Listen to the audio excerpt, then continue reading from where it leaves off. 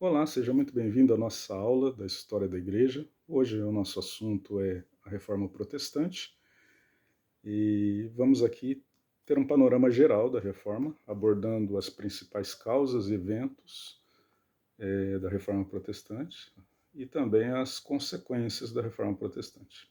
Como introdução, já podemos dizer que a Reforma Protestante teve seu início no século XVI, foi um dos principais eventos da história da Igreja, e talvez um dos eventos mais transformadores da história do cristianismo e da história da civilização ocidental. Ela não apenas redefiniu as estruturas religiosas e políticas da Europa, mas ela também lançou as bases para mudanças culturais e sociais e, diga-se de passagem, mudanças profundas que continuam a influenciar o mundo contemporâneo. E compreender este movimento é essencial para analisar as tensões entre a fé, a autoridade e a individualidade, bem como seus impactos, né, nas sociedades ocidentais. Então, é extremamente importante que nós olhemos, né, e analisemos a Reforma Protestante, a sua história, suas causas, né, os principais eventos da reforma e também as suas consequências, e olhamos com muita atenção para esse tema. E por isso eu te convido a parar nesse momento, né, com toda a sua atenção, analisar, ouvir, participar dessa aula e crescer no conhecimento, porque quem conhece a história não repete os mesmos erros, né? Sobre as causas da Reforma Protestante, nós podemos dizer que o movimento reformista ele emergiu de uma série de tensões acumuladas dentro da Igreja, no caso da Igreja Católica medieval e da sociedade europeia da época. A Igreja havia se tornado uma instituição rica e poderosa, e agora ela era criticada por sua corrupção interna. Havia muita corrupção no seio da Igreja. No caso, a venda das indulgências foi talvez o principal assunto a ser criticado na época, né? As indulgências eram o perdão dos pecados, né? A venda de indulgências era a venda do perdão dos pecados, que posteriormente passou a ser a venda de indulgências ou de perdão de pecados para as pessoas que morreram também, ou seja, a pessoa comprava o perdão dos seus pecados e podia comprar o perdão para os pecados daqueles que morreram e que supostamente estavam no purgatório. Então, pagava-se para se obter o perdão por aquele que morreu, para que a sua alma fosse salva do purgatório. E esse comércio distanciava cada vez mais a igreja do seu propósito espiritual, o que resultou em muito descontentamento e em muitas críticas. E, consequentemente, resultou na reforma. Foi uma das causas que trouxe à tona a reforma protestante. Um outro fator decisivo foi o avanço do Renascimento. O Renascimento foi um movimento que revalorizou o pensamento crítico, né? E a redescoberta dos textos antigos.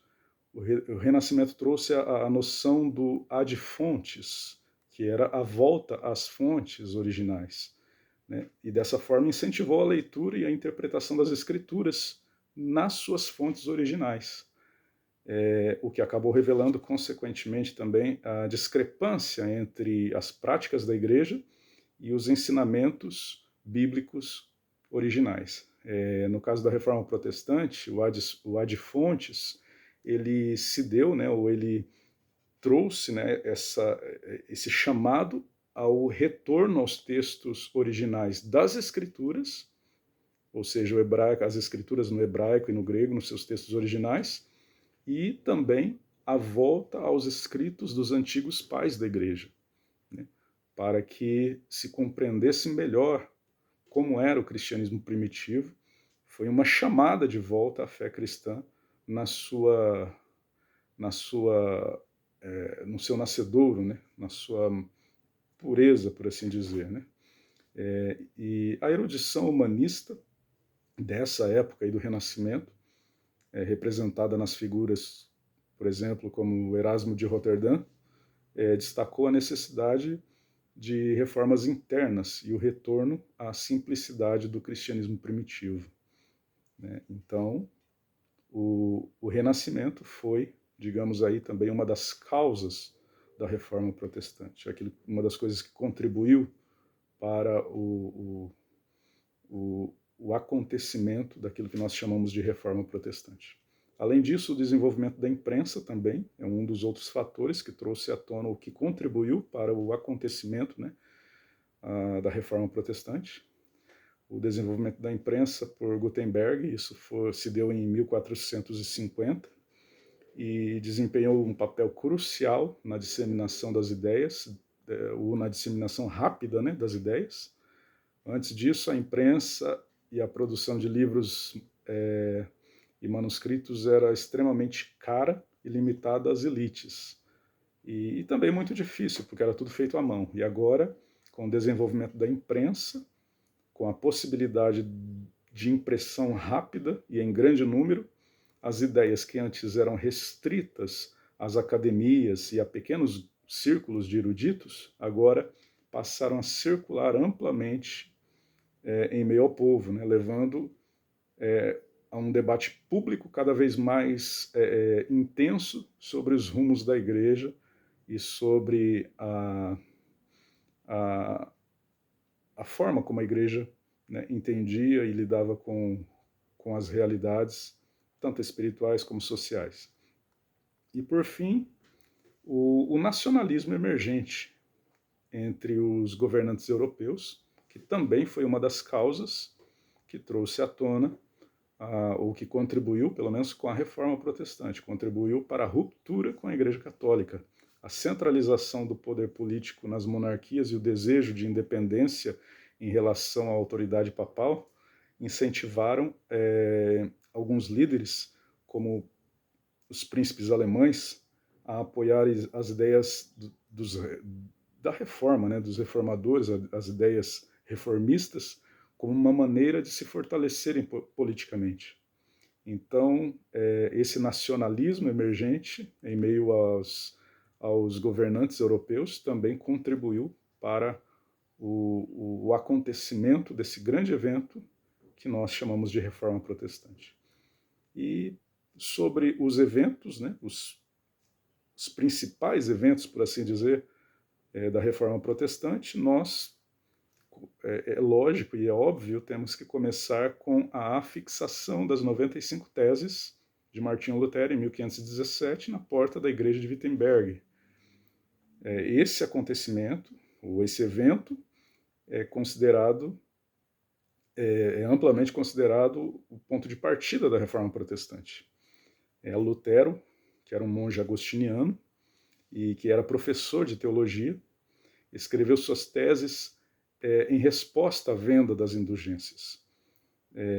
Ele começou a ver aquela prática da venda das indulgências e o seu coração se revoltou com aquilo, principalmente quando ele viu, né, e soube das práticas e viu e começou a ver como aquilo era feito, né, no caso aí de forma especial por Tetzel, um pregador dominicano, e a quem ele combateu muito em suas teses, em sua luta contra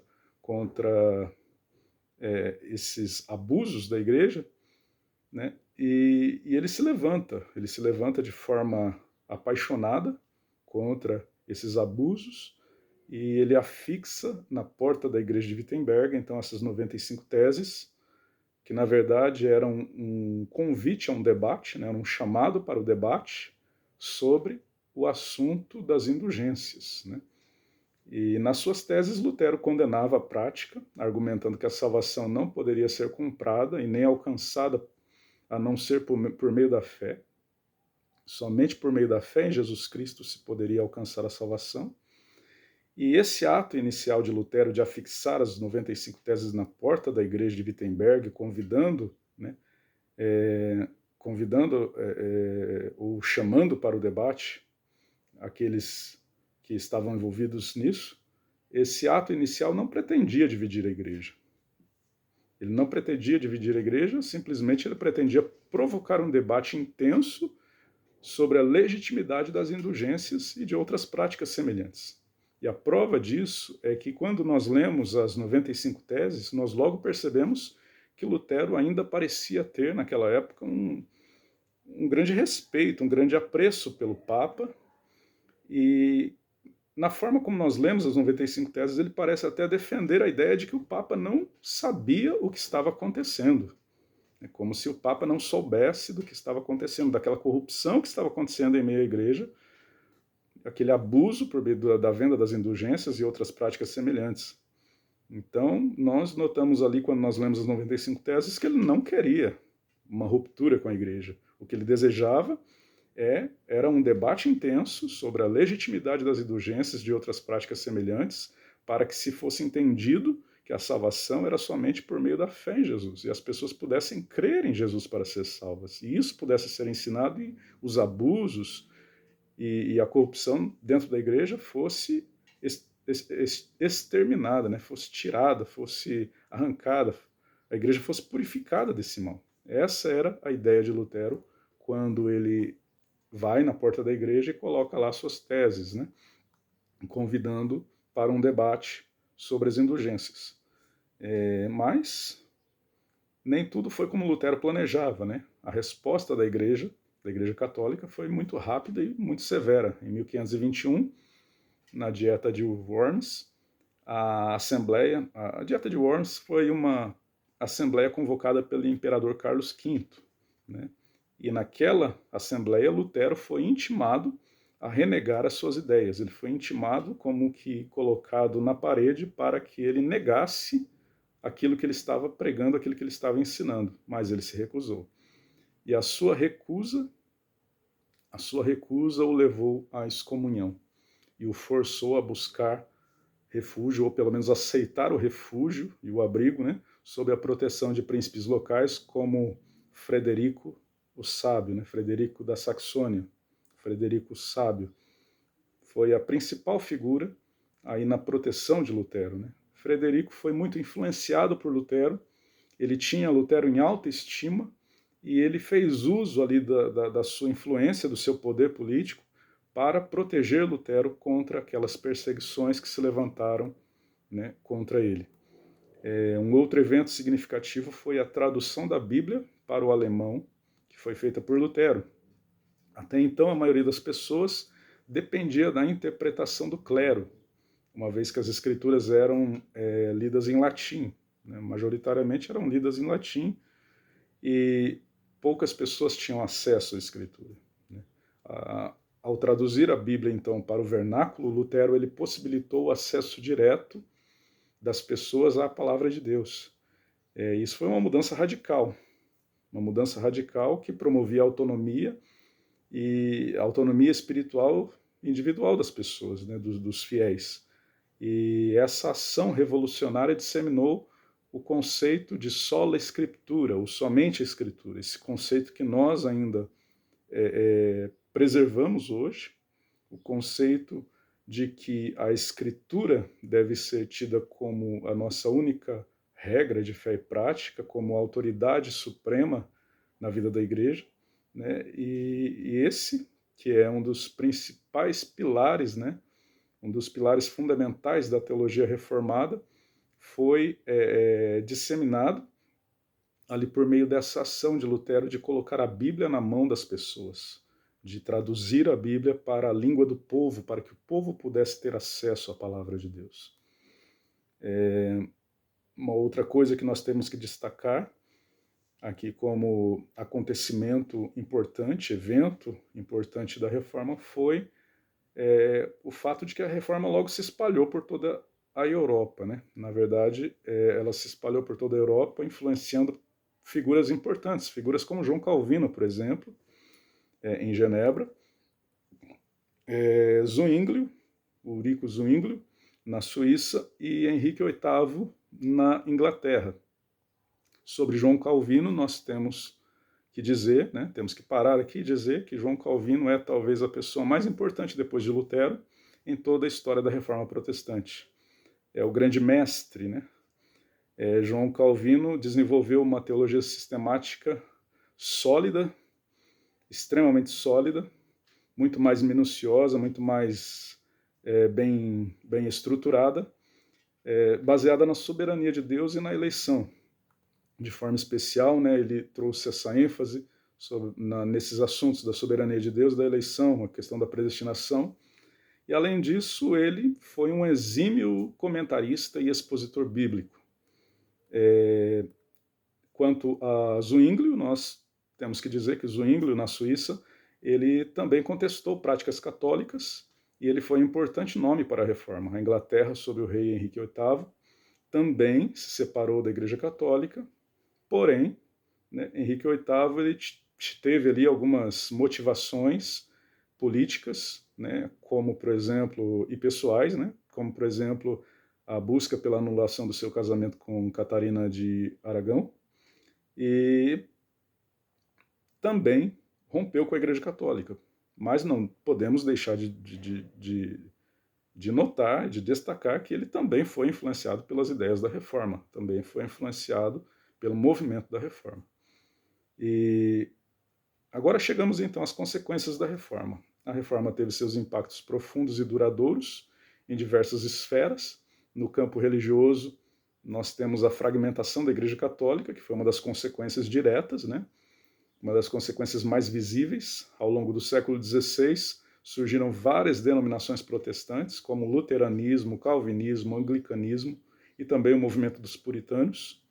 E cada uma dessas denominações, desses movimentos, com as suas próprias doutrinas, liturgias, formas de organização eclesiástica, e isso marcou o fim daquela unidade religiosa europeia, que havia prevalecido por tanto tempo, né, por mais de 1000 anos, e deu início a uma era de pluralidade teológica e de intenso debate religioso. A Igreja Católica reagiu com a Contra-Reforma. O Concílio de Trento se deu aí em 1545 a 1563, promovendo aí reformas internas e reafirmando doutrinas, né? Mas o processo continuou, né? Tivemos a fragmentação então religiosa, que também levou, essa fragmentação religiosa então também levou a uma intensificação de conflitos entre católicos e protestantes, culminando com uma série de guerras religiosas, o que é óbvio não foi bom, né? Como, por exemplo, a Guerra dos 30 Anos, de 1618 a 1648, que devastou grande parte da Europa Central e resultou na morte de milhões de pessoas. Esses conflitos, no entanto, contribuíram para a formulação de princípios de tolerância religiosa, como, por exemplo, o Tratado de Westfália, Tratado de Westfália em 1648, que permitiu maior liberdade de culto em algumas regiões e foi um marco importante na consolidação dos estados-nação modernos. Então, são consequências diretas e profundas aí da reforma, e também no campo educacional, né? Não podemos nos esquecer que no campo cultural e educacional houve aí uma consequência benéfica muito grande da reforma protestante. A ênfase reformista na leitura individual da Bíblia incentivou o crescimento da alfabetização e da educação. Universidades foram fundadas, foram criadas, universidades reformadas foram fundadas em várias regiões da Europa para promover o estudo das Escrituras e a formação de clérigos e de leigos capacitados.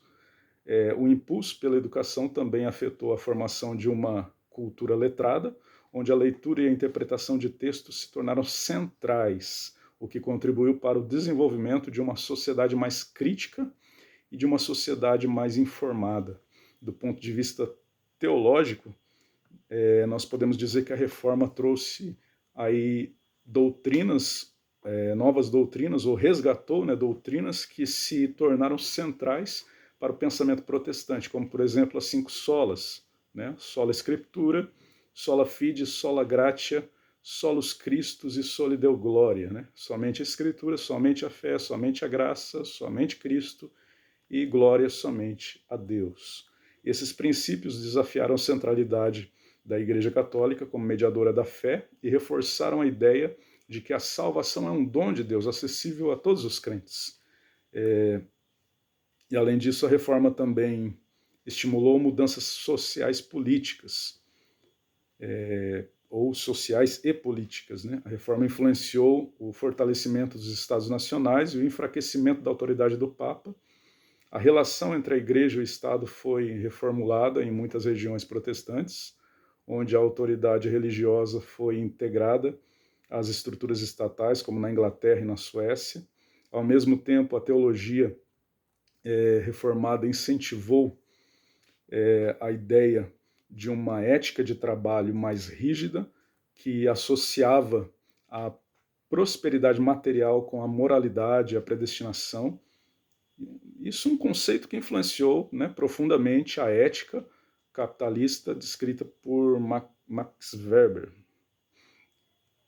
E essas foram, então, as consequências diretas da Reforma Protestante. E aqui chegamos, então, à nossa conclusão, né, sobre tudo isso. E, falando de forma resumida, a Reforma Protestante, então, foi um evento transformador que alterou permanentemente o panorama religioso, político e cultural da Europa e do mundo ocidental.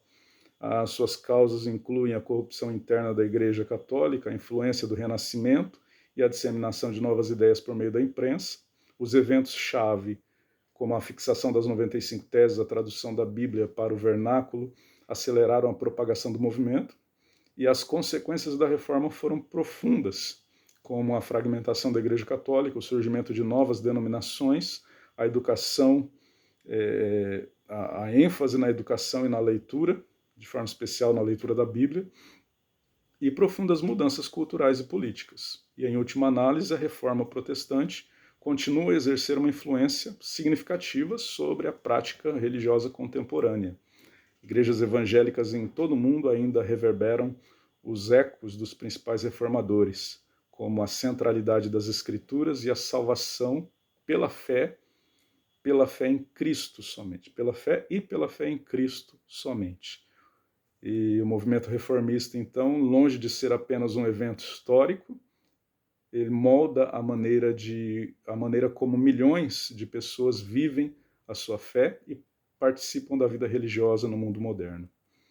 E desta forma nós encerramos a nossa aula hoje, e eu espero que essa aula possa ser uma bênção na sua vida e possa te ajudar no seu crescimento espiritual, na sua caminhada cristã. Deus lhe abençoe.